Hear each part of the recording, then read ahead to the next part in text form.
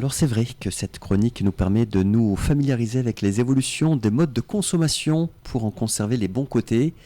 Pour en profiter pleinement, il s'agit de garder du recul pour éviter les arnaques qui se révèlent de plus en plus malines et difficiles à déjouer.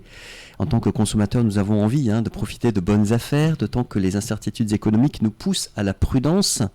Mais de l'autre côté, parce qu'il y a un mais, se trouvent les professionnels, en général consciencieux, mais qui pour plusieurs d'entre eux n'hésitent pas à contourner les lois. Ces mêmes lois qui sont censées nous protéger en tant que consommateurs. Il est donc utile de rappeler régulièrement les bons gestes adoptés. Et pour nous en parler, j'accueille avec plaisir aujourd'hui l'un des bénévoles actifs de l'association UFC Que Choisir Saint-Malo et ses environs. Éric Aubin, bienvenue. Merci, bonjour. Éric, derrière ce micro. Alors c'est vrai, on le disait, les arnaques sont de plus en plus difficiles à détecter. Oui, de plus en plus difficiles à détecter. Elles sont plus gorgées de fautes d'orthographe comme c'était le cas avant. Elles sont plus. Alors il y a encore quand même, grâce à Dieu, il y en a encore quelques-unes qui sont avec des fautes de français ou des répétitions et qui doivent nous alerter absolument. En particulier quand on pense avoir affaire à un organisme gouvernemental ou à la police ou à la gendarmerie qui vous met le logo, avec le logo. Voilà, il faut faire attention. Juste avant d'attaquer plus en détail notre sujet, on m'a fait part, Michel d'ailleurs, qui était là de la police nationale de Saint-Malo, me faisait part récemment que lorsque vous êtes garé dans Saint-Malo, vous pouvez avoir sur votre pare-brise un petit coupon vert qui vous dit que vous avez fait l'objet d'une infraction et que vous allez prochainement recevoir un paiement, et on vous demande de scanner un QR code. Donc il y a un papier sur votre pare-brise avec le logo de la gendarmerie ou de la police nationale, ça fait très vrai. Vous scannez un QR code et là c'est le début de la fin. Vous êtes amené sur un faux site, on vous prend de l'argent, vous avez quasiment aucun moyen de recours et vous pensez pourtant que vous avez bien affaire à la gendarmerie ou à la police. Donc attention. Vigilance là, déjà. On en reparlera peut-être si on a le temps à la fin de la chronique, mais vraiment vigilance. Les QR codes, on pense que c'est une solution de facilité. La Covid nous a amené, lorsqu'on allait au restaurant, à scanner les QR codes pour avoir le menu. Et donc, c'était très facile à faire. Attention, un QR code, il vous amène sur un site Internet qui n'est peut-être pas le site voulu. C'est juste un lien.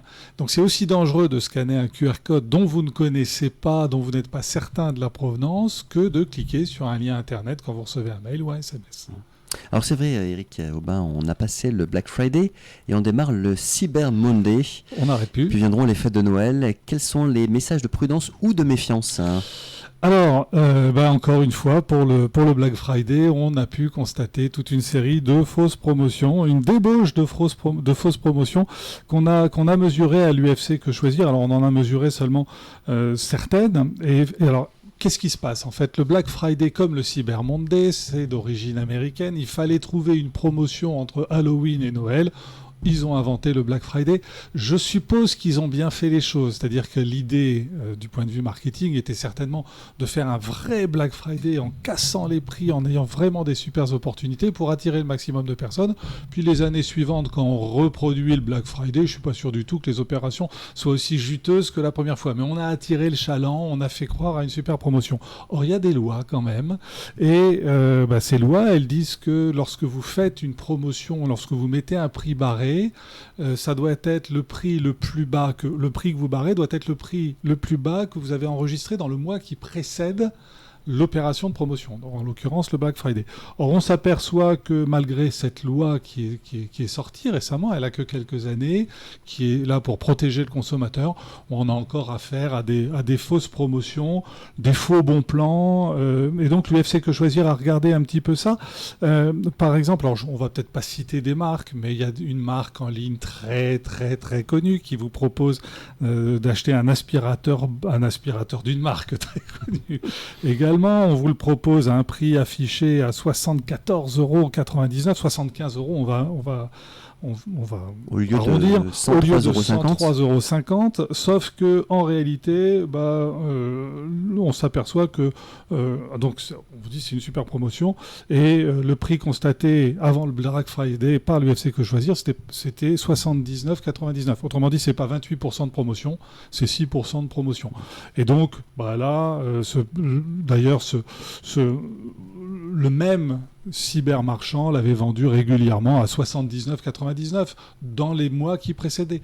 Donc en fait, cet aspirateur, son prix est enflé, on ne sait pas vraiment comment, puis on vous fait croire. Donc le problème, c'est que lorsque vous avez un dépliant ou lorsque vous voyez ça sur Internet, allez savoir, est-ce que vous avez une possibilité de traquer, de remonter l'origine du prix? C'est très compliqué, donc. Mais c'est là où il faut passer de prudence à méfiance. C'est vrai que c'est un pas supplémentaire, mais ne vous faites pas avoir en pensant que vous allez faire une super promotion. Il y a un autre distributeur qui, lui, a pignon sur rue, qui vous affiche 41% pour un four multifonction, 300 € au lieu de 500 €. En réalité, le prix constaté avant le Black Friday, c'était 300 €. Autrement dit, il y a 0 € de réduction. Ouais. Et ça fait, bon, mais voilà. Un autre marchand très connu pour un lave-vaisselle, un lave-vaisselle, c'est 320 au lieu de 350, 30% de réduction. En réalité, il était déjà affiché à 320 € auparavant.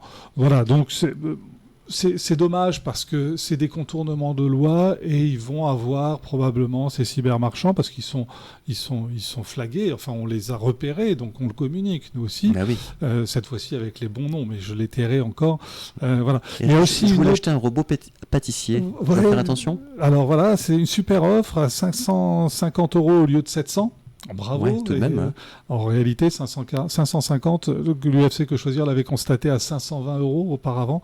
Et en fait, là, pour le coup, c'est une autre forme, c'est-à-dire que le prix, c'est pas le prix appliqué dans les 30 jours avant, c'est un prix de comparaison. Ah. Autrement dit, je cherche sur Internet un prix peut-être probablement plus élevé quand même, ouais. Si possible.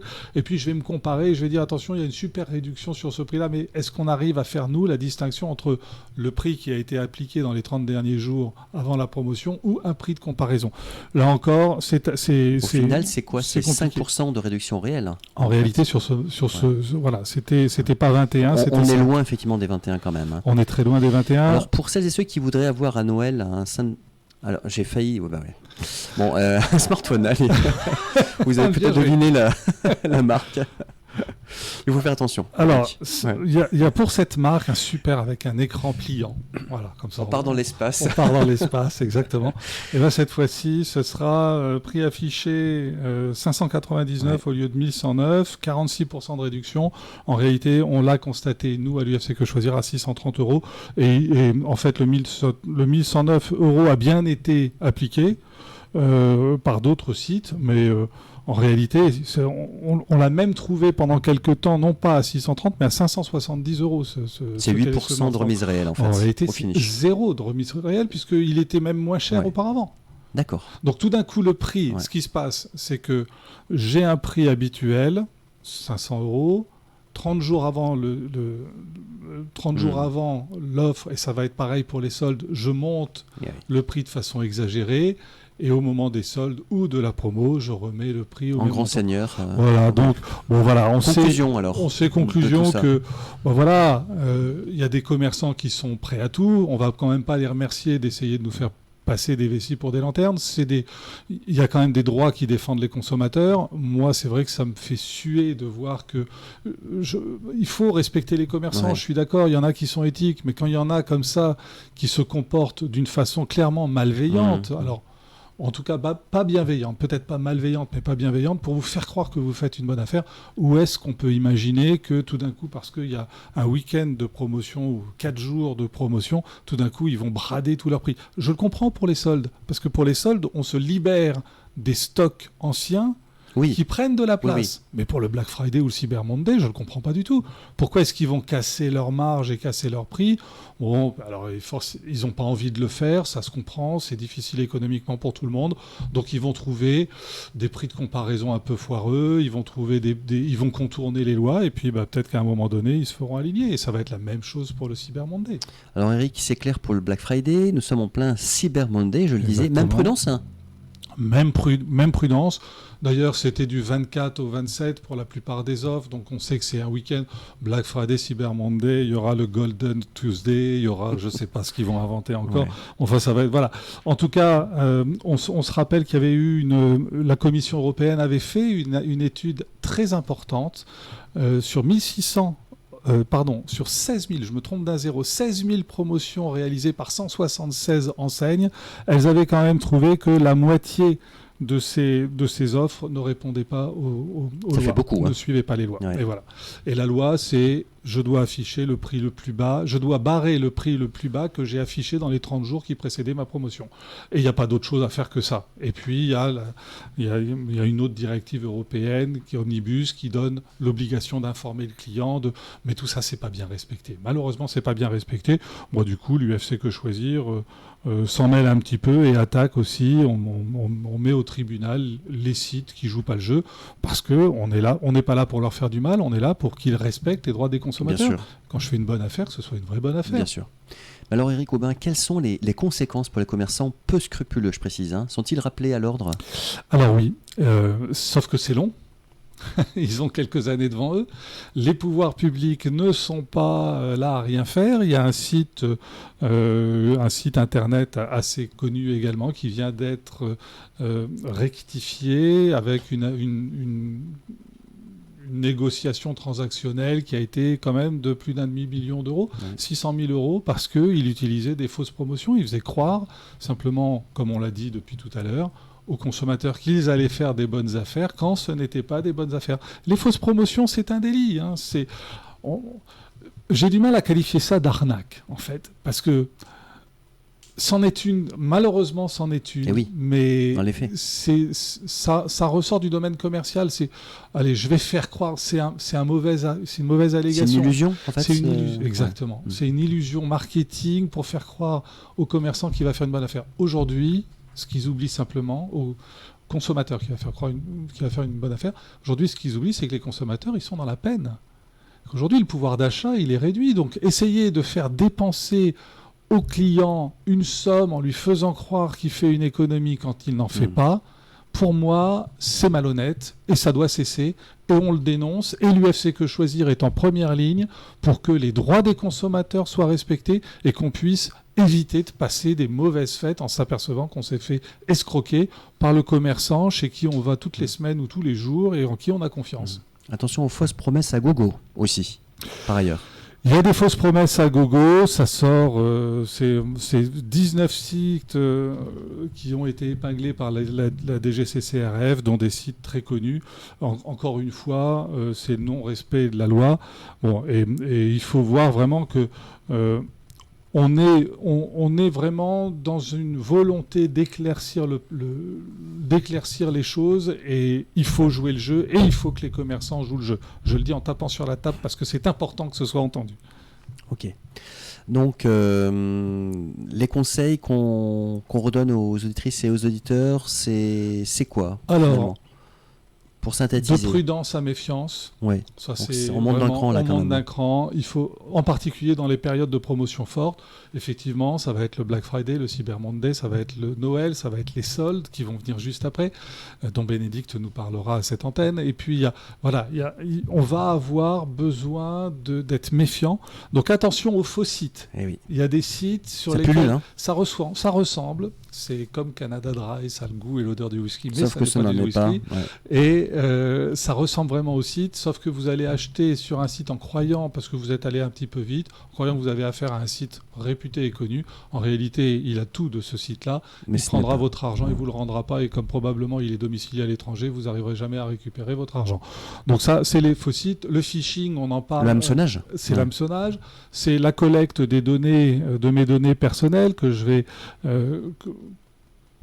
vais confier en ayant confiance. Alors, toujours pareil, est-ce que les données qu'on me demande de noter sont bien conformes à l'usage que je vois de ce site? Si c'est pour acheter une machine à laver, est-ce qu'ils ont besoin d'avoir ma date de naissance? Ah non, ça ne servira à rien. Donc, vous voyez, il faut se dire, OK, par rapport à l'acte d'achat que je fais, quelles sont les données qui sont pertinentes? Évidemment, parfois, il faut être majeur pour pouvoir acheter quelque chose ou pour pouvoir s'enregistrer, par exemple prendre un abonnement. On vous demande d'être majeur pour le faire. OK, à ce moment-là, c'est justifié que je donne ma date de naissance. Donc voilà, donc attention au phishing. Je ne suis pas une data. Je ne suis pas une data. La chronique que vous aviez réalisée il y a quelques semaines sur cette antenne. Ouais. Exactement. On fait attention aux données qu'on donne parce qu'elles sont utilisées, elles sont revendues, elles sont complétées, concaténées. Et puis à un moment donné, elles sont utilisées par, comme le disait Michel, votre conseiller bancaire qui vous appelle à 20h quand bien sûr, vous n'avez aucune possibilité d'appeler votre banque et un escroc qui se fait passer pour votre conseiller bancaire, alors je le redis parce que c'est vraiment le truc le plus courant, il va vous dire, il y a une opération frauduleuse qu'on a détectée, est-ce que vous voulez que je la bloque ? Ah bon, c'est quoi ? Vous avez acheté à telle enseigne pour 5 300 €. Ah non, j'ai jamais fait ça. Bon, écoutez, on va bloquer l'opération. Pour bien authentifier les choses, vous allez recevoir un code, c'est le code 3D Secure par SMS.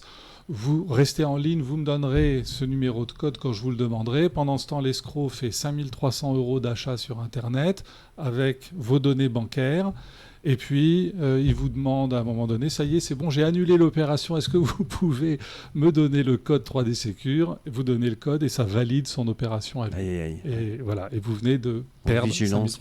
Rappelez-vous que vous avez quand même le droit auprès des banques de les faire intervenir pour que dans le mois, ils vous aient remboursé dès lors que vous n'avez pas fait preuve d'une négligence grave, et c'est à eux de faire la preuve, ou bien que vous n'êtes pas à l'origine de la fraude. Petit point de détail, j'ai tellement de choses à dire qu'il faut que j'aille vite. Petit point de détail, je me suis aperçu que les banques ignorent un procédé qui existe depuis des années, qui s'appelle la rétrofacturation. Sachez que lorsque vous avez utilisé votre carte, c'est bien vous qui l'avez utilisée, vous avez réglé un montant chez un commerçant. En fait, vous n'avez jamais été livré. Peut-être que le commerçant est légal, c'est peut-être pas mais vous n'avez jamais été livré. Vous avez le droit. Alors vous pouvez aller sur le site, je crois que c'est .gouv.fr, en tout cas, pour vous renseigner sur la rétrofacturation. Vous avez le droit d'appeler votre banque, c'est même recommandé donc par un site officiel du gouvernement. Vous pouvez appeler votre banque en leur disant, voilà, je voudrais que vous informiez la carte Mastercard, Visa ou autre, sur le fait que je souhaite une rétrofacturation puisque j'ai un litige et que mon produit n'a jamais été vendu. Les banques ignorent ça. J'ai fait le test. J'ai appelé 2 banques là, en fin de semaine dernière parce que j'avais eu ce problème. Je m'aperçois que les 2 personnes que j'avais en ligne ignoraient totalement ça. Pour eux, il faut déclarer un litige, déposer plainte, faire opposition à ma carte. Non. Moi, je ne veux pas faire tout ça. Je veux la rétrofacturation. Alors voilà, il faut que votre banquier comprenne que c'est dans le code de la finance et qu'il a aussi ce pouvoir de vous aider parce que vous pouvez directement appeler votre carte bleue, votre fournisseur de carte bleue, Visa ou Mastercard, mais c'est mieux si c'est lui qui le fait. Voilà, donc tous les moyens sont bons, il faut éviter les pièges. Petite note, attention aux newsletters. Vous êtes abonné à la newsletter de Jean-Christophe. Il vous envoie une newsletter régulièrement. Et tout d'un coup, c'est un autre site qui a pris l'identité de Jean-Christophe et de Radio Parole de Vie qui vous envoie une newsletter. Et là, ça vous amène sur tout ce qu'il peut y avoir en fraude. Ah oui. Bon, il nous reste 2 minutes pour parler de l'arnaque à la vignette critère, notamment, utilisée comme appât. Voilà, alors celle-là, évidemment, elle est connue. Maintenant, elle a moins d'effet. Vous allez recevoir un SMS qui va vous dire que que votre vignette critère doit être renouvelée. On va vous dire que ça coûte 3,67 €. En réalité, vous serez débité de 60 €. Sachez que vous n'avez qu'un seul site et que la vignette vous coûtera 3,70 €. C'est www.certificat-r.gouv.fr. Vraiment utiliser les .gouv.fr, c'est vraiment des sites qui sont officiels là pour le coup, et que tous les autres sites qui vous proposent des vignettes critères sont faux. De la même façon, attention, il va y avoir, vous avez besoin d'acheter des pellets ou des granulés ou du bois de chauffage. Attention aux faux sites, vérifiez que c'est le site à pignon sur rue, qu'il y a des avis favorables sur ce site. Bref, soyez méfiants. Et si vous avez un problème, n'hésitez pas à contacter l'UFC Que Choisir. On est là pour vous aider. Et cette fois-ci, je vous rappelle le numéro de téléphone que je n'ai pas oublié, 02 99 56 80 47, UFC Que Choisir Saint-Malo, 8E rue de Moka. Merci beaucoup Eric Aubin du UFC Que Choisir Saint-Malo et ses environs pour toutes ces précisions. C'est la fin de 11-12.